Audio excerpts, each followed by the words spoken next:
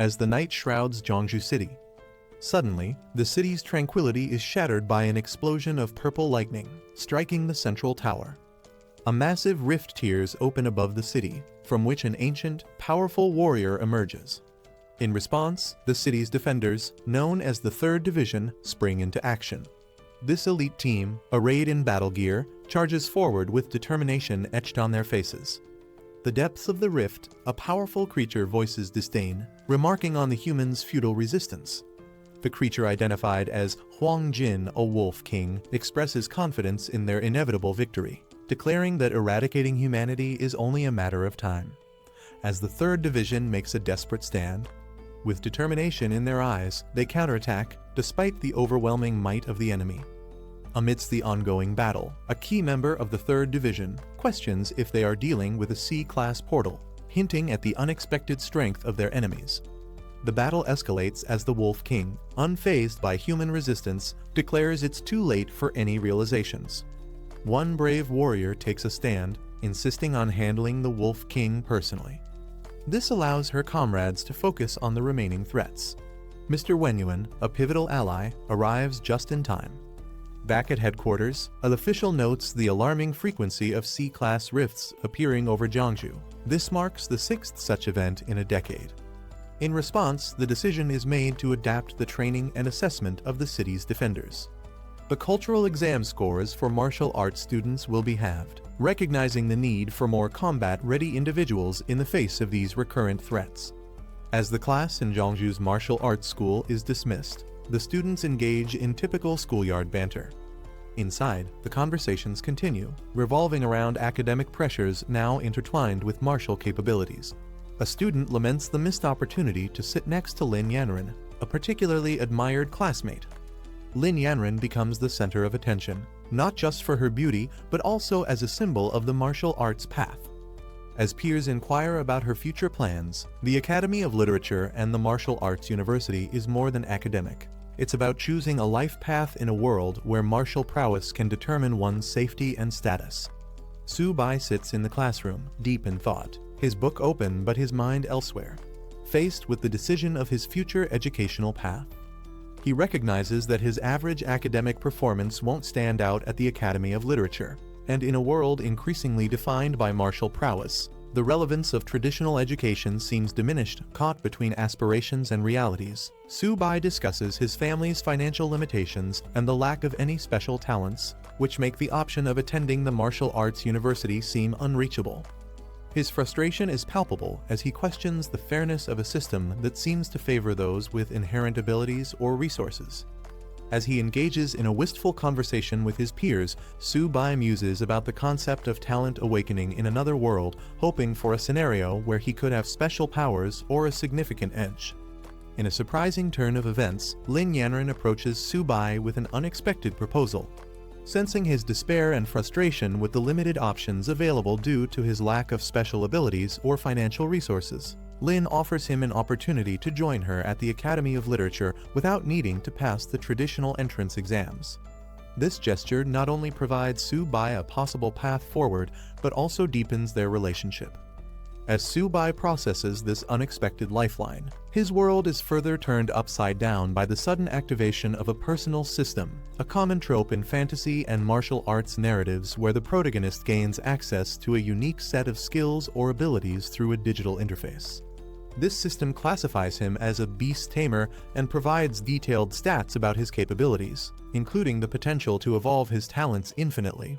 Overwhelmed and unsure, Su Bai stands at the cusp of a new beginning, his previous concerns about his future momentarily overshadowed by the new and mysterious opportunities that the system might offer him. As Su Bai tries to comprehend the sudden appearance of a system interface only he can see, Lin Yanren concerned for his sudden distress. Despite his assurances that he's fine, the situation quickly escalates when a jealous classmate, infuriated by Su Bai's proximity to Lin, confronts them aggressively. As the classmate threatens to teach Su Bai a lesson, driven by of envy and misplaced loyalty towards Lin. The escalating conflict in the classroom is swiftly interrupted by the arrival of a formidable teacher, who commands immediate silence. She brings with her exciting news for the students, effective immediately. Individuals who have awakened their abilities can enroll directly at Jeonju Martial Arts University without the need to pass the cultural exam. Additionally, the cutoff score for the literature exam has been halved for those with the potential to become martial artists, significantly easing the academic burden on students aiming to pursue a path in martial arts. This announcement offers a new horizon for Su Bai and his classmates, potentially altering their educational and professional futures. With the announcement of the new education policy, excitement ripples through the classroom. Students chatter about the lowered exam requirements and the new opportunities for those with awakened abilities. As the teacher offers immediate registration for awakened students, Lin Yanren and Su Bai share a significant glance. Lin speculates about the possibilities this new path could open for Su Bai, hinting at a future where he might not only attend the martial arts university but also rise to prominence within it. Su Bai walking confidently through the city streets, a mere high school student to a potential martial arts contender, setting the stage for his journey in a world where academic and martial prowess are intertwined with one's destiny. On September 18, 1906, a massive spatial rift opened in the sky above Jeonju, changing the course of history. From this rift, a host of terrifying monsters emerged, wreaking havoc across the city. The creatures were relentless, their attacks causing widespread destruction and chaos. As the situation grew increasingly dire, the armies of various countries mobilized, launching a concerted effort to combat these monstrous invaders. The battles were fierce and prolonged, with significant losses on all sides, but eventually, the combined military forces managed to repel the monsters. This event marked a pivotal moment for Jeonju, highlighting the city's vulnerability to supernatural threats and the global community's capacity to respond to such unprecedented crises. Despite repeated military efforts to contain the threat, the persistent rift continued to spawn monsters, prompting a drastic measure. Recognizing the relentless nature of the threat, a daring decision was made to send a suicide squad into the rift to gather intelligence and explore its origins. Inside, they discovered an expansive and boundless land, suggesting a complex network of worlds beyond their own. Faced with the enormity of this discovery, the world's militaries united to construct a formidable military base directly within the rift. This strategic move aimed to fortify humanity's defenses, allowing forces to engage the monsters at the source and potentially control or even close the rift.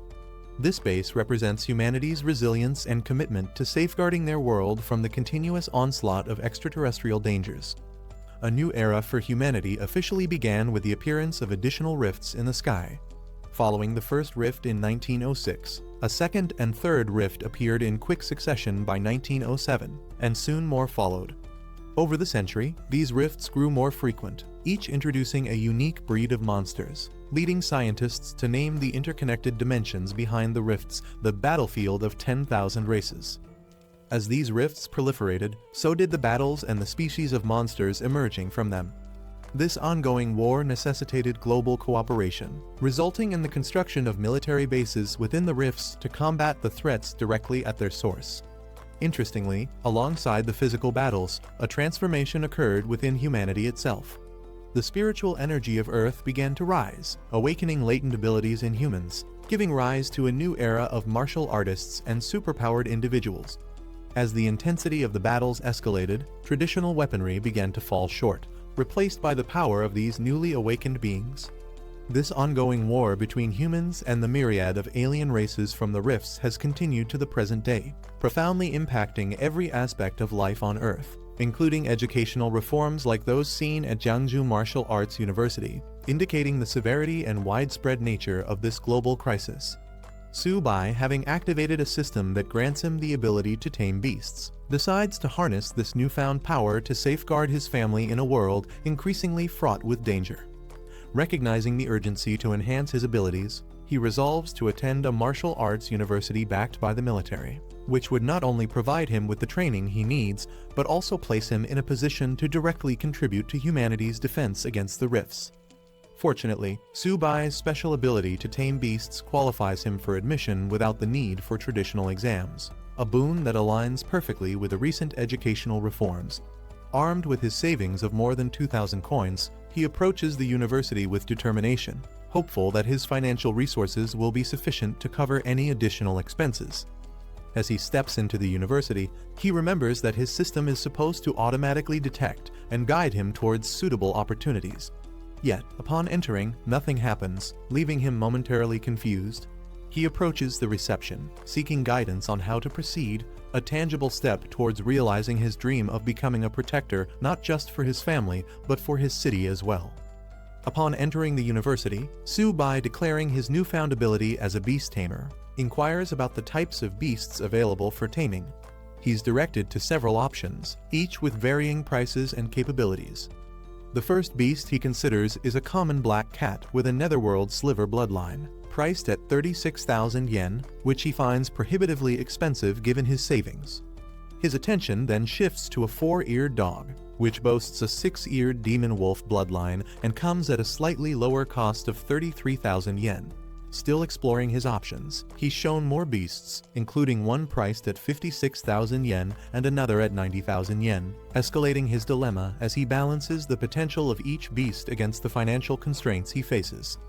Confronted with these high prices, Su-bai realizes that his savings might not stretch as far as he had hoped, putting him in a position to make strategic decisions about which beast might offer the best balance of cost and potential for his journey as a martial artist. Frustrated by the high prices at the university and feeling like the options available are ripping him off, Su-bai returns home. There, he expresses his discontent with how expensive each beast is just for their bloodline. Upon his return, Su-bai's mysterious system, which had been unresponsive until now, suddenly activates and proposes an unexpected taming opportunity: a small turtle.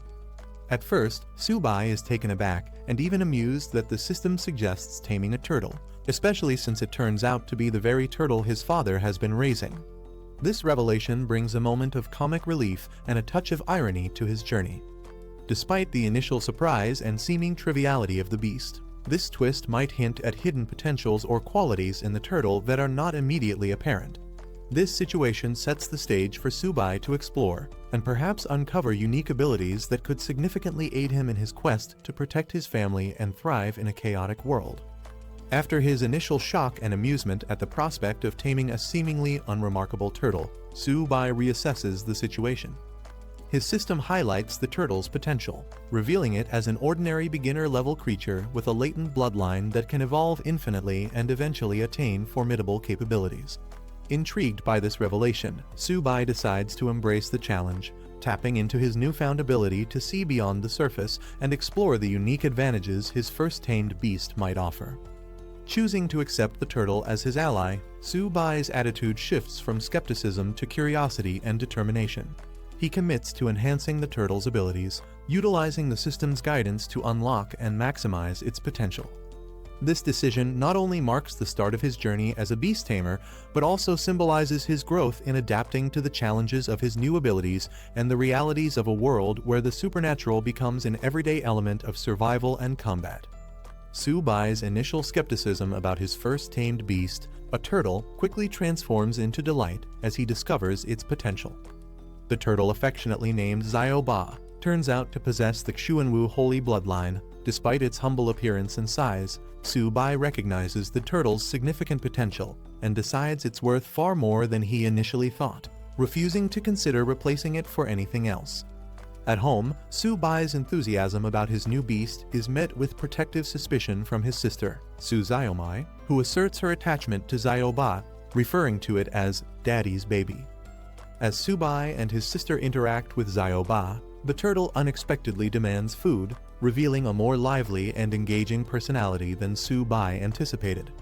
Su-bai's situation escalates as Zio-ba, the seemingly unremarkable turtle, reveals a ravenous appetite that surprises everyone, including Su-bai and his sister Zayomai.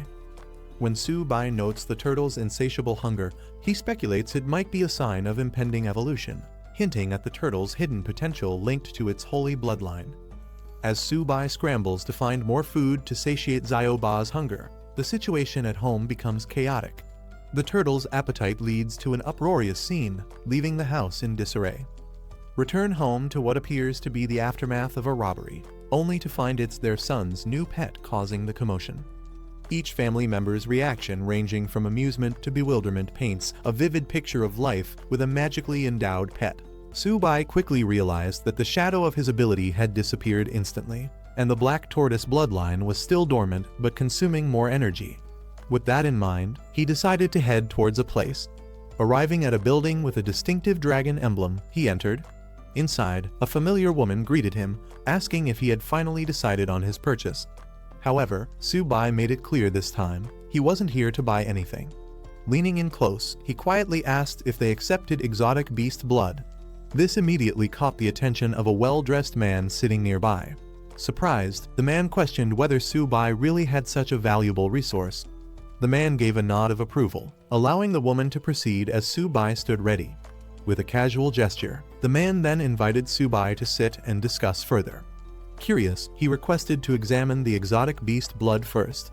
Su-bai, confident in its quality, agreed without hesitation. Taking a small vial, the man carefully inspected it. Realizing the authenticity and superior quality of the beast blood, he immediately asked how much Su-bai was willing to sell. Su-bai calculated the effort it took to extract the beast blood. Considering its worth, he expected at least 100 yuan. However, when the man casually offered 1,000 yuan, Su-bai was visibly shocked. His reaction made the man smirk, realizing Su-bai had a good understanding of the product's value. But before the deal could be sealed, the man suddenly laughed, revealing he was just joking. Given the exceptional quality of the beast blood, he corrected himself. The real price was 10,000 yuan. Hearing this, Su-bai was even more stunned. Just as he was about to react, the man continued, offering a final price of 15,000 yuan, making it clear he couldn't go any higher. Su-bai couldn't believe his blood was worth so much. He struggled to hide his excitement, but the thought of earning that much made it impossible to suppress his smile. Without hesitation, he agreed to the deal, though he casually remarked that if he weren't in urgent need of money, he wouldn't have sold it so easily. As he left, the man reminded him to return if he ever had more high-quality goods. Su-bai walked away, feeling satisfied. Checking his balance, he still couldn't believe it. Selling the exotic beast blood for 15,000 yuan meant he could sustain himself for a while now.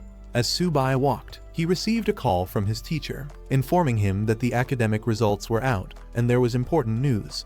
He was instructed to come to school that afternoon to complete his application. However, before he could get more details, the signal cut out. Frustrated by the sudden loss of connection, he tried calling back, but had no luck. Just then, a warning screen appeared before him, detecting hostile intent nearby. It identified 3 enemies within range, all targeting him. Realizing he was being ambushed, Su-bai quickly turned around. One of the attackers was already approaching, gripping a large spiked club while grinning menacingly. Their leader confidently assumed he had something valuable after seeing the pet store owner's reaction. Without hesitation, he demanded Su-bai hand it over. Trying to reason with them, Su-bai explained that he only sold items, not bought them. Yet, luck was clearly not on his side. He quickly assessed the situation. Only one of them was a primary warrior, which meant he had a chance. Confidence sparked in his eyes. He wasn't afraid. However, the thug laughed at his expression, mocking his supposed cowardice and demanding the money. Su-bai appeared to surrender, curling up slightly, as if preparing to comply. He suddenly made his move, pretending to surrender, but instead hurling his turtle companion straight at the bald thug. Caught off guard, the thug quickly raised his weapon to strike, but the unexpected attack threw him off balance. His eyes widened in shock as he realized too late this was a trap. Panic took over as he let out a terrified scream. Su-bai took advantage of the opening, delivering a powerful counterattack that sent the bald thug flying. The force was so strong that it even made the thug imagine an egg cracking in his head. His 2 subordinates panicked and rushed to his aid, furious that Su-bai had dared to lay a hand on their boss. Without hesitation, they charged at him, weapons in hand. But Su-bai used his turtle companion's defense to shield himself. One of the attackers lunged, thinking he had Su-bai cornered. But Su-bai swiftly reacted, grabbing his fist mid-air, ready for the next move. He struck the incoming attacker, sending him flying backward. The second thug barely had time to react before he, too, was slammed into the ground. The bald leader, now regaining his footing, roared in fury. His face twisted with rage as he crawled forward, vowing to kill Su-bai. Su-bai quickly prepared to retreat. He called out to his turtle companion, signaling to pull back before things escalated further. With precise movements, he countered the bald thug's charge, flipping him over and sending him crashing hard into the ground. The thug howled in pain, his earlier confidence shattered. Subai stood tall, looking down at his fallen enemies. They had provoked him, and now they were paying the price. Just as he was about to leave, he noticed something strange. His turtle companion had somehow ended up next to the unconscious thug. Subai noticed his turtle companion holding something glowing in its mouth. Curious, he rushed over, questioning what it had found. Before he could react, the turtle tossed the object into the air. Subai caught it, realizing it was a Kai and blood potion, an incredibly valuable item worth tens of thousands. Shocked, he muttered that warriors typically absorb this potion over an entire month. Yet, his turtle had consumed it all in one go. He stared at the creature, now radiating energy, wondering if it could even handle such a massive boost. Subai's eyes widened as he felt a surge of power coursing through his body. His entire being radiated energy this time. The feeling of growing stronger was overwhelming. A system screen appeared before him, detailing his updated stats. His tamed beast's evolution had increased his attributes significantly, even granting him a new talent. Checking the turtle's stats, Subai was shocked its physique and defense had skyrocketed. The turtle had also grown in size, its shell now radiating with power. The Kai and blood potion had caused an immense transformation, leaving Subai stunned at how much both he and his beast had advanced.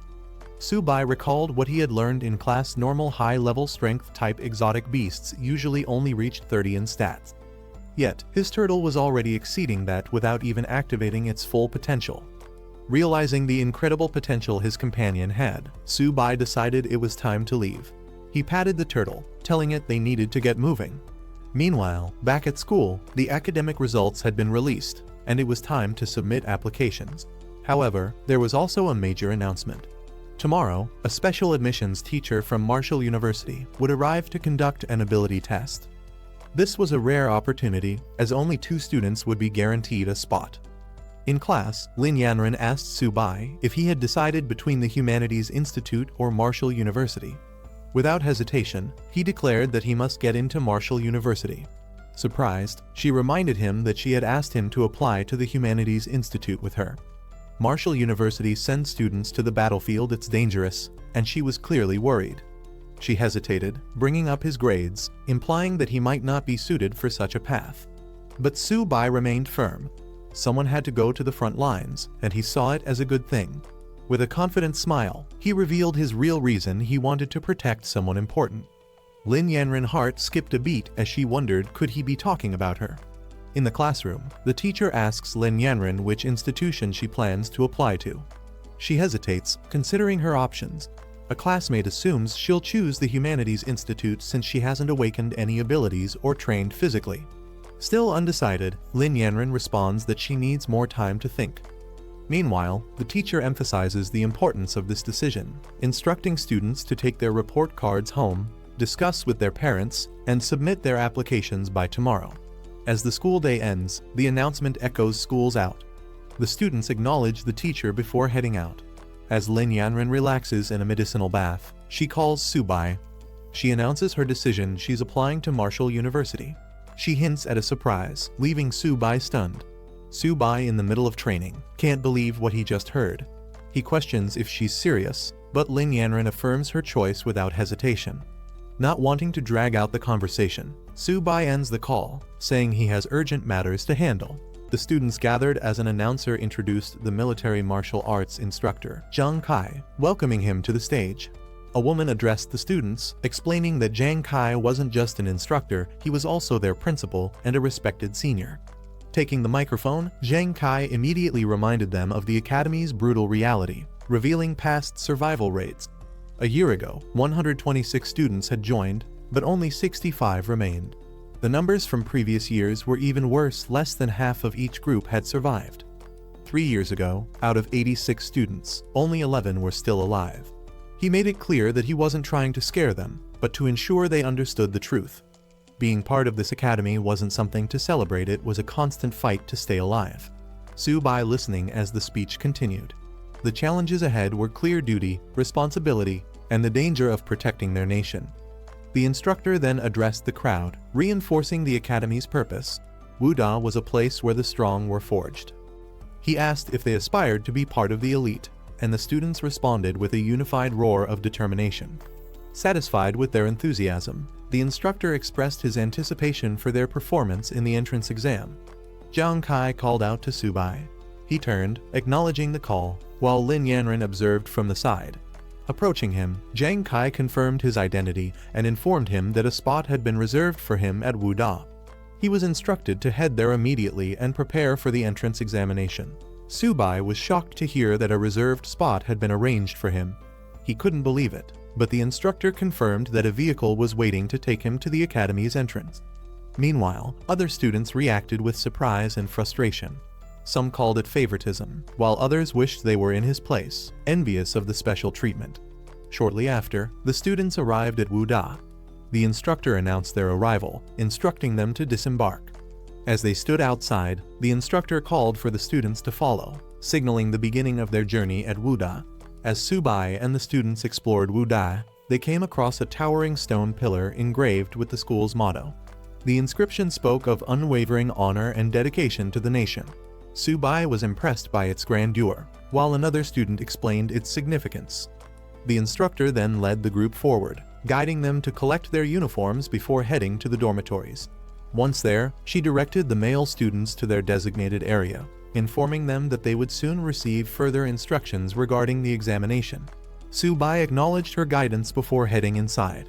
Reaching his assigned room, Subai reflected on the importance of resources in martial arts training. Inside the dormitory, a red-haired student showed off a rare bottle of medicine, explaining that it was made from extremely rare monster blood his father had acquired. He emphasized how valuable it was, something most people would never see in their lifetime. The others were fascinated, some admitting they had never encountered anything like it before, while one mentioned having bought similar products, but never something this rare. At that moment, Subai entered the room, introducing himself as their new doormate in room 303. A student Han Jiagang acknowledged him, noting that now everyone was present. He then introduced the other two students, Tao Jiajun, who casually greeted Subai, and Fan Keon, who gave a friendly nod. Han Jiagang's doormates welcomed Subai, telling him there was no need for formalities since they were all roommates. They showed him the rare monster blood that Han Jiagang's father had obtained, explaining that it was difficult to acquire and required extensive effort to find. Subai, while unpacking, was surprised to hear it came from Yu Mountain and wondered if he was the one who had originally sold it. He casually asked about its price, assuming it must have been expensive. Han Jiagang, however, dismissed the cost, saying each drop was only around 30,000, totaling less than 100,000, an amount he considered insignificant. Hearing this, he realized that he had originally sold it for 30,000, but someone had resold it for triple the price. Frustrated, he cursed the middlemen who had taken advantage of the deal. Inside the dormitory, Subai's roommates excitedly pointed outside, claiming there was an incredibly beautiful girl downstairs. One of them even declared that she was his pick for the upcoming beauty contest. Curious, they rushed to the window, their eyes locking onto the tall, Lai Yanren confidently walking toward the dormitory. They were mesmerized by her appearance, praising her elegance and wondering why she was there. Meanwhile, outside, the dormitory manager stopped Lin Yanren, asking about her purpose in the men's dorms. Without hesitation, she stated that she was looking for Subai. The dormitory manager called out for Subai, announcing that a beautiful girl was waiting for him outside. His roommates were stunned by the revelation, unable to believe what they had just heard. Subai, without hesitation, decided to leave, while his roommates watched in disbelief. They couldn't understand why someone as stunning as her would be looking for him. Suspicious, they started to wonder if Subai was more influential than he appeared. Outside, Lin Yanren greeted Subai, complimenting how well he looked in his uniform. He responded casually. Lin Yanren adjusted Subai's uniform, complimenting him on how good he looked. Subai was caught off guard by her sudden closeness, unsure how to respond. Meanwhile, his doormates watched from the window, completely stunned. Seeing Lin Yanren personally fixing Subai's clothes left them in disbelief. They were outraged, unable to accept that Subai was casually interacting with someone they considered a goddess. Lin Yanren then brought up the reserved spot at Wuda, asking if Subai was upset about it. He reassured her that he wasn't angry, though he had initially planned to earn his place through the entrance test. Lin Yanren thanked him sincerely, admitting she had been worried about his reaction. Subai simply smiled, placing a hand on her head, telling her there was no way he could be upset with her. Lin Yanren informed Su-bai that the entrance examination was approaching and offered him some pills to help. However, Su-bai declined, saying she had already helped him enough and should keep them for herself. Before leaving, Lin Yanren waved at Su-bai, telling him she'd see him tomorrow. Su-bai could only watch as she walked away. Meanwhile, inside the dormitory, the other students had been observing everything.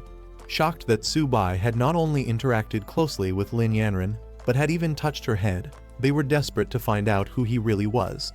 Back in the dorm, Su-bai returned to a completely different atmosphere. His roommates, who were once skeptical of him, now treated him with newfound respect, calling him Brother Su and eagerly inviting him to sit with them. Su-bai's dormmates surrounded him, eager to know about his connection with Lin Yanren. He casually mentioned that they were just high school classmates, but they weren't convinced, insisting he was being too humble. Taking advantage of their newfound camaraderie, Han Jiagang suggested that since they were dormmates, Su-bai should invite Lin Yanren to bring some of her friends over. Su-bai was caught off guard, unsure how to respond. To celebrate their first meeting, Han Jiagang proposed taking Su-bai out for a good meal and a chat. The others quickly agreed, deciding to handle all the arrangements themselves while telling Su-bai to rest. As they excitedly rushed out, Su-bai was left standing there, slightly overwhelmed by how quickly their attitude toward him had changed. After his dormmates left, Su-bai reflected on how interesting they were. He then took out Little Ba, letting it stretch out and breathe. Curious about what Lin Yanren had given him earlier, Su-bai checked the package and found a blood essence potion. He smiled, realizing that it would be beneficial for his little companion Little Ba. With a mischievous grin, Su-bai teased Little Ba, asking if it knew what to do after consuming the potion. Meanwhile, his dormmates arrived at an extravagant hotel for their gathering. Su-bai was surprised at the high-end choice, questioning if it was necessary. However, Han Jiagang assured him that all he needed to do was enjoy himself and leave the rest to them. At the luxurious hotel, Han Jiagang raised a toast, expressing how fortunate he felt to have such great dormmates, especially Su-bai. The others eagerly joined in, welcoming the camaraderie. As they settled down, Su-bai mentioned his connection with Lin Yanren, casually implying that he could arrange introductions to some of her friends later. Shifting the topic, he told Jiagang that he needed his help with something. Revealing a bottle of rare monster blood, Su-bai downplayed its importance but asked for Jiagang's assistance in handling it. The others were instantly intrigued, recognizing its incredible value. Jiagang examined the blood carefully, realizing that it was of even higher quality than his own. Shocked, he admitted that he had never seen anything like it before. Han Jiagang was shocked by the rarity of Su-bai's monster blood and immediately offered to call his father for assistance. Later, Jiagang stepped aside to make the call, but his father was initially unimpressed, assuming his son had once again run out of pocket money. Jiagang quickly reassured him that this was serious. Explaining the situation, he told his father that his classmate had 7 drops of rare monster blood far superior to what they had obtained before. Unable to determine its value, he sought his father's advice. Hearing this, Jiagang's father was stunned, questioning if it was truly better than before. Jiagang swore by it, urging him to come see for himself. Without hesitation, his father instructed him to send the location, promising to dispatch Master Cow immediately. An hour later, Master Cow arrived to examine the monster blood. The moment he saw it, he was in awe, calling it the purest and most potent he had ever encountered. He excitedly declared that with such high energy content, he could create something extraordinary. Jiagang's father, still skeptical, questioned if Master Cow was exaggerating.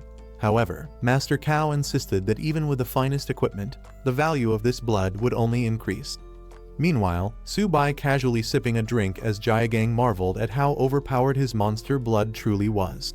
Jiagang's father inquired about the price for Su-bai's monster blood. However, Su-bai clarified that it wasn't for sale, he was only willing to exchange it for blood essence of equal value. Acknowledging their connection through Jiagang, his father assured Su-bai that he wouldn't be shortchanged. He offered to take all the monster blood in exchange for 14 bottles of blood essence, a deal that Su-bai readily accepted. With a knowing smile, Jiagang's father then made an unexpected offer. He invited Su-bai to join the Han family, promising free resources and additional benefits. Su-bai politely declined Jiagang's father's offer, stating that he had no plans to join a family for now. However, Jaegang's father tried to persuade him to reconsider. Before the discussion could continue, Lin Yanren suddenly entered the room with a commanding presence. She firmly declared that Su-bai had already made his decision and that no one had the right to pressure him into joining any family. She made herself clear her stance was non-negotiable. Su-bai was surprised to see Lin Yanren and asked why she was there. The others in the room were equally shocked, recognizing her instantly and wondering why she had suddenly appeared. Lin Yanren casually stated that she had come to take care of her own matters and hadn't expected to run into Su-bai. Meanwhile, Jaegang's father and Master Cao observed the situation closely. Jaegang's father was clearly unsettled, realizing there was something significant about her presence. As Master Cao tried to explain who she was, his expression changed to shock as he fully grasped her identity. Jaegang's father explaining that it's all a misunderstanding. He insists that Su-bai and his son are not just classmates but also close brothers. Lin Yanren asking if he's heading back to school. She suggests they go together. Su-bai nods saying he's done with his matters here and is ready to leave. Before leaving, Su-bai bids farewell to Jaegang's father and Master Cao, telling Jaegang that they'll meet back at the dorm. Jaegang's father responds, wishing him well. As Su-bai walks away with Lin Yanren, Jaegang suddenly panics and rushes forward, calling out to her, saying he's heading back too. But his father grabs him, scolding him and demanding he come back, clearly frustrated by his reaction. Jaegang's father sternly advises him to get along with Su-bai, emphasizing that the future of the Han family might depend on their relationship. Jaegang is confused by this statement, but is even more shocked when his father warns him to keep a respectable distance from Lin Yanren. Later, Jaegang questions his father, wondering why he never noticed how exceptional both Su-bai and Lin Yanren are. 2 days pass, and at the Marshall University campus training ground, the students gather for their freshman special training. The instructor announces that this session's training will take place at a significant location. The students are stunned to learn that they will be training at the battlefield of myriad races, a place filled with danger. Some voice their concerns, questioning the safety of such a decision. The instructor reassures them that while failing the training isn't a big deal, survival is what truly matters. He assures them that the designated training area has been secured and that their safety will be ensured. The instructor announces that each class will consist of 50 students, led by a bronze-level teacher who will be responsible for their training. He encourages the freshmen, wishing them success in their training. As the students are assigned to their groups, Lin Yanren excitedly informs Su-bai that they are in the same class. Nearby, Jaegang and other students react with excitement, thrilled to be in the same class as the goddess. Su-bai, however, wonders if this arrangement was intentional. A voice calls out for Class 8 to gather. A striking woman steps forward, introducing herself as Liao Yuxin, the special training instructor for the group. Liao Yuxin confidently informs the students that she will be in charge of all training tasks. As she speaks, several students are captivated by her striking appearance. Then, she announces their first task, writing a will. The students are stunned, their excitement immediately turning into panic. Some hesitate, questioning if she was serious, while others start to grasp the reality of the training. She gives them a day to complete this task, instructing them to gather at the teleportation plaza at 8 am for their departure to the battlefield of myriad races. Some students wonder if their lives are truly at risk, while others start worrying about the future. A few are left reflecting on their unfinished goals, realizing they might not return. Lin Yanren asks Su-bai about his plans before departure. He replies that he doesn't have much to prepare and plans to head back to the dorm. As they part ways, she tells him they'll meet tomorrow. Meanwhile, other students feel the pressure of the upcoming battlefield training and focus on their preparations. Later, at the dorms, a group of students invites Su-bai to join them for a fun night before their departure. However, Su-bai declines, saying he has things to take care of. Jaegang, understanding his decision, offers to bring anything back for him if needed. Su-bai acknowledges and lets them go. Jaegang notices Su-bai's pet turtle and comments on its tough shell. Su-bai introduces it as Little Bai, explaining that it's quite a foodie. As the others leave for their night out, they bid farewell to Su-bai, who stays behind. He tells them to enjoy themselves. Alone in the dorm, Su-bai prepares food for Little Bai, teasing it for always eating. He lets it feast, reminding it to prove its worth on the battlefield. Meanwhile, he prepares his own supplies, making sure everything is ready for tomorrow. Little Bai eagerly devours its meal, and Su Bai reassures it that no one will take its food away. As Su Bai feeds Little Bai, a notification appears, announcing that the tamed beast has evolved into an ordinary high-tier beast. Along with Su Bai's level increasing, Little Bai gains a new talent, Heavy Strike. A detailed status screen reveals Little Bai's improved attributes, including Constitution, Defense, and Agility.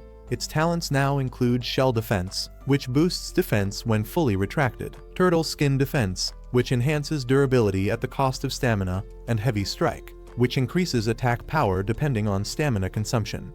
Another screen displays Su Bai's updated stats, confirming that he, as a beast tamer, benefits from his beast's evolution. His base attributes have grown, and Little Bai's abilities will partially enhance him as well. Excited about the improvements, Su Bai acknowledges that the Blood Kai powder played a crucial role in the upgrade. He praises Little Bai, encouraging it to give its best performance in the upcoming battle. Little Bai responds confidently, ready for the challenge ahead. The preparations for battle are complete, and a report is sent to the chief instructor confirming that all students are ready. Instructors stand by as orders are given to activate the teleportation array. With a command, the massive portal begins to hum with energy. Students marvel at the enormous teleportation array, acknowledging that only Marshall University could provide such a grand sight. Before departure, Lin Yanran expresses concern for Su Bai, urging him to stay cautious on the battlefield. Su Bai reassures her with confidence, promising that they will complete their mission successfully. She nods, wishing him luck as they prepare to embark on their journey. As the teleportation process begins, Su Bai and the students step forward, preparing for the transfer. A bright glow surrounds them as the command is given. The students arrive at their destination, disoriented but amazed. Jiagang stumbles slightly, exclaiming in surprise, while others look around in awe. A student wonders if this is the military base within the battlefield of myriad races. They take in the vast structure, realizing they have truly arrived. Some are excited, marveling at the incredible technology, while others remain cautious about their new surroundings. Before the excitement can escalate, Liu Yuxin commands everyone to quiet down. She addresses a high-ranking officer, Deputy Commander Liatao, apologizing for the students' reactions, explaining that they are all new recruits who haven't seen much yet. The Deputy Commander of Military Base F-269 introduces himself, making it clear that rank doesn't matter here, everyone follows his orders. He demands acknowledgement, and the students, led by Liu Yuxin, respond in unison, affirming their understanding. As the commander addresses them, Jiagang questions why they should be impressed by a mere deputy commander. However, Su Bai observes the scar on his face, recognizing that he must be a seasoned officer. The commander then assigns their first task, cleaning the battlefield. However, it's not just about clearing debris. They must also eliminate any remaining shadow cats lurking in the area. He deems it a perfect test for new recruits stepping onto the battlefield for the first time.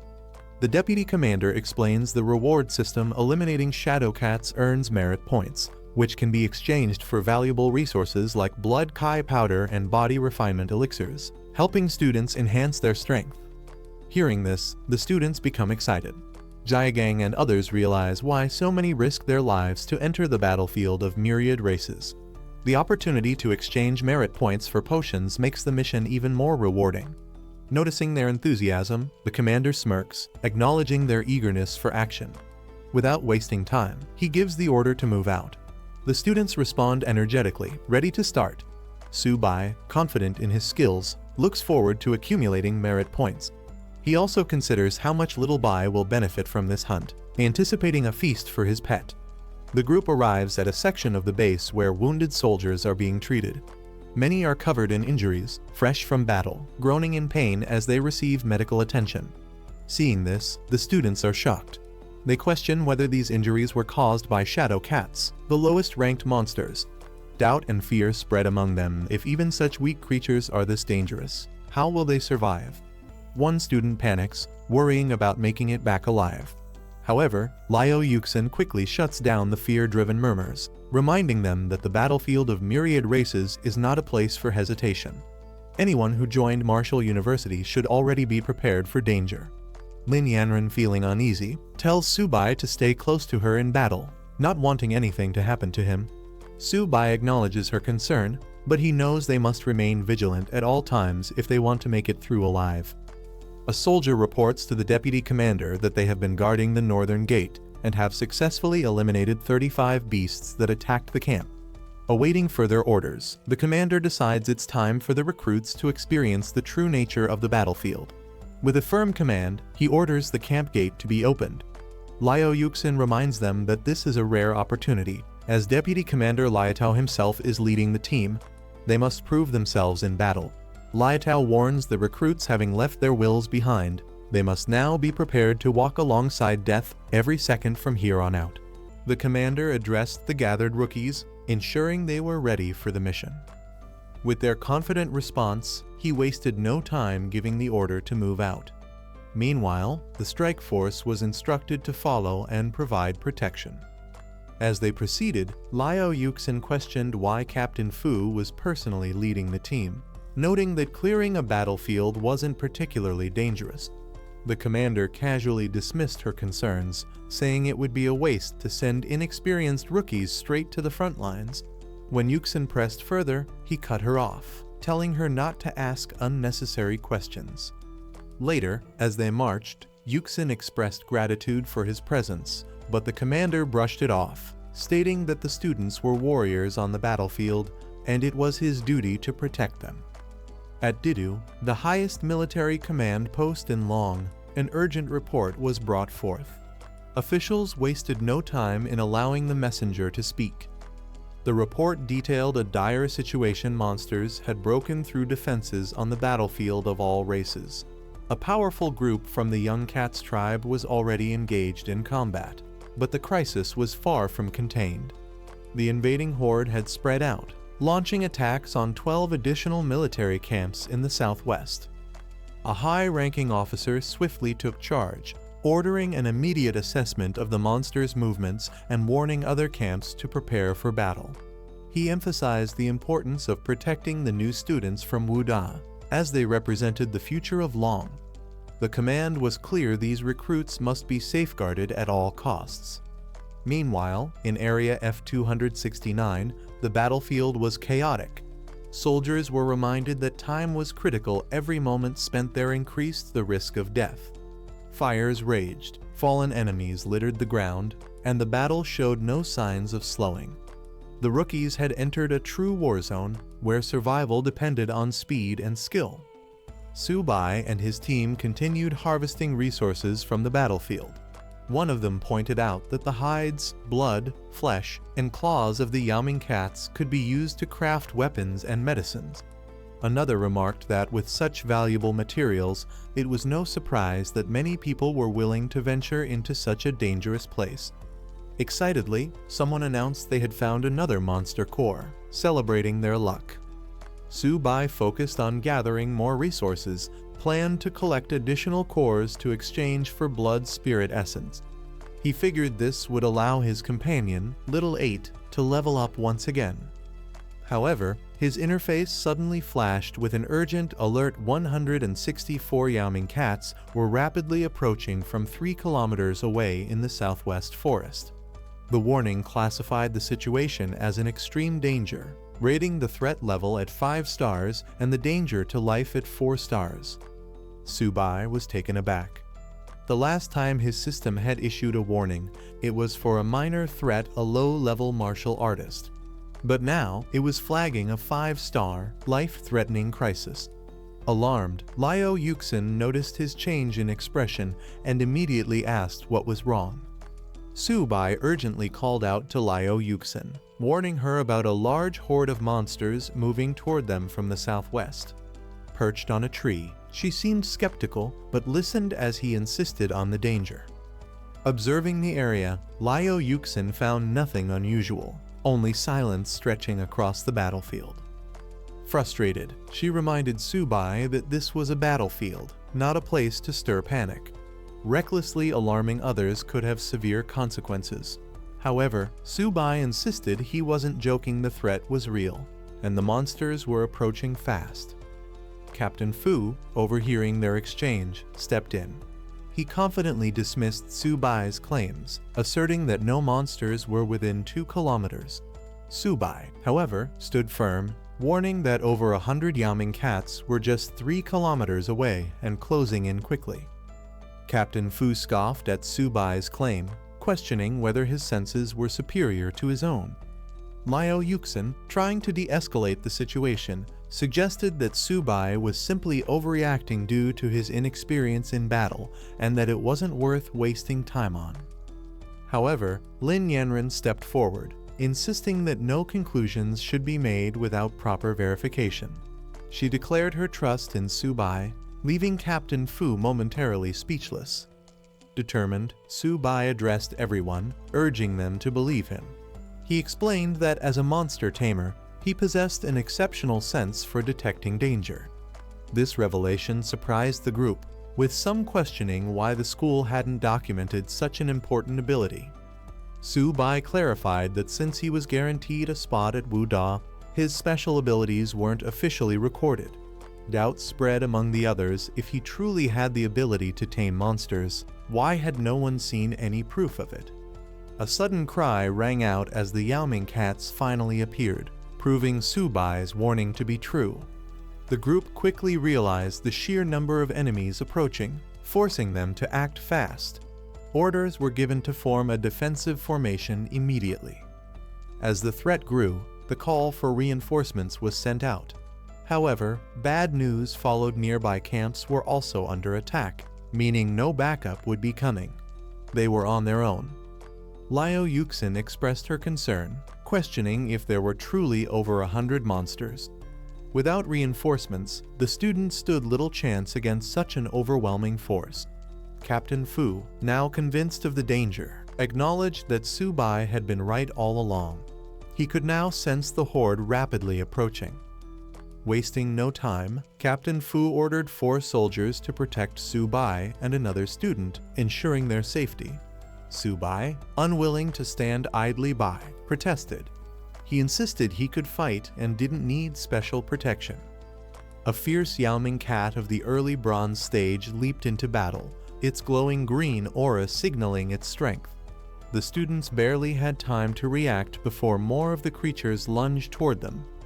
Liao Yuxin and the other soldiers immediately launched a counterattack, firing a barrage of energy blasts at the incoming threats.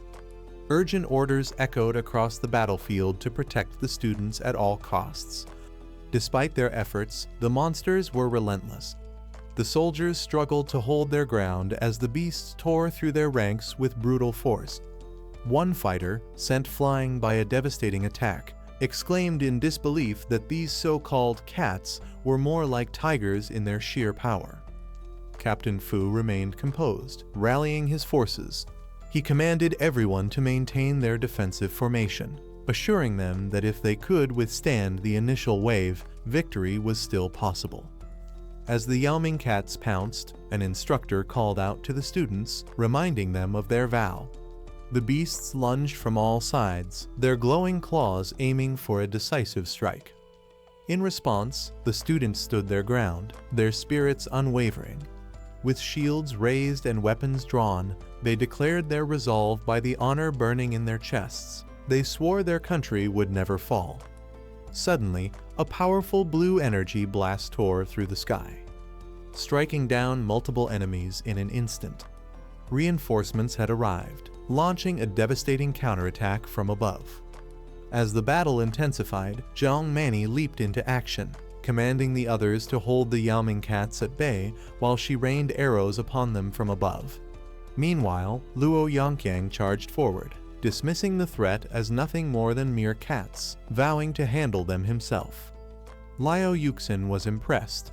With Mani's exceptional archery and Yongqiang's brute strength, this batch of students was proving to be extraordinary. Subai observed them in admiration, acknowledging their power and skill. He couldn't help but note that while they had impressive abilities, his only weapon was his trusted companion, Little 8. Around him, other students were in awe of Mani's combat prowess, some even referring to her as a goddess. They marveled at how both she and Yongqiang were on an entirely different level, far beyond their own abilities. A strange and piercing sound echoed across the battlefield, sending a wave of confusion and unease through the fighters. Alarmed, one of the soldiers shouted for everyone to cover their ears, but the unsettling noise had already disrupted their focus. The students' expressions turned grim as they realized what they were facing: the king of the Yao Ming cats, a fearsome beast that had reached the middle silver stage. With its towering presence and immense aura, the Cat King radiated overwhelming power. Its stats confirmed the worst: its agility was off the charts, making it an even deadlier threat. Captain Fu, now visibly shaken, demanded an immediate call for reinforcements. A silver stage monster of this caliber had no business being here, and their chances of survival were now slimmer than ever. Determined to strike first, a warrior lunged at the Yao Ming Cat King, dismissing its threat and launching an attack. Another student attempted to assist, aiming to disrupt the beast's vision and create an opening. However, Liao Yuxin's expression turned to panic as she realized the recklessness of their actions. She shouted at them to retreat, warning that a silver stage monster was not something they could handle so carelessly. Before they could react, the Cat King countered with a devastating energy attack, sending its challengers flying through the air. The overwhelming force of the beast was undeniable, and the reality of its power became clear as one of the students crashed hard into the ground, unable to withstand the impact. Liao Yuxin shouted in frustration, urging the students to fall back immediately. But it was too late. The Cat King had already launched its counterattack. Seeing no other option, the soldiers provided cover fire, desperately trying to suppress the beast's advance. A terrified student found himself directly in the Cat King's path, its massive frame looming over him. With energy surging around it, the beast prepared to strike. The student screamed for help, realizing he was powerless against such overwhelming strength.